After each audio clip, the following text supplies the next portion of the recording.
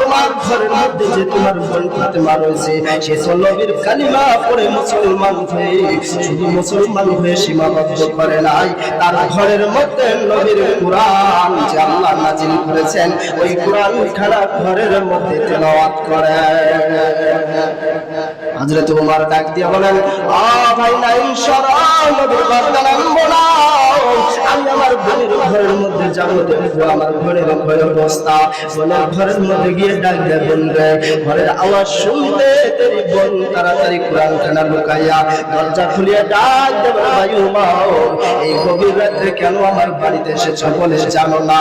তুমি নাকি মুহাম্মাদের কালিমা পড়ে মুসলমান হয়েছো, মুহাম্মাদের কোরআন পড়া সত্যি, ইলাহা সত্যি, আর কোনো কথা নাই। হাত তুলে এমন একটা থাপ্পড় মেরেছে, বোন তিন চক্কর খেয়ে যখন জমিনের মধ্যে পড়ে যায়, চাবুক দিয়ে বোনকে যখন আঘাত করে বলবার উঠিয়ে করুণ সুরে ডাক দেয়, ভাই ওমর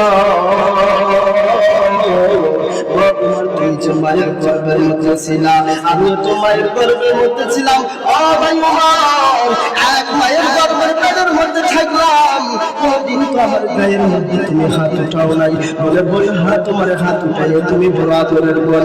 বলে ভাই তাহলে আজকে কেন আমার গায়ের উপর হাত উঠাইলা? তাহলে কেন উঠাইলাম জানো না? তুমি যে মুহাম্মাদের কালিমা পড়েছো এই কারণে আজকে তোমার গায়ের উপর আমি ভাই হাত উঠাইলাম। বোন ফাতেমা ডাক দেয়, ভাই ওমর আমি কি নবীর কালিমা পড়া করেছি? বলে হ্যাঁ পড়া করেছো। আরো শুনলাম নবীর নাকি কোরআন পড়ো। বলে হ্যাঁ কোরআন পড়ি। বলে বোন কোথায় কোরআনটা আমাকে একটু দেখাও। ফাতেমা ডাক দেয়, ভাই রে তুমি কোন কোরআন ধরবা তুমি জানো না?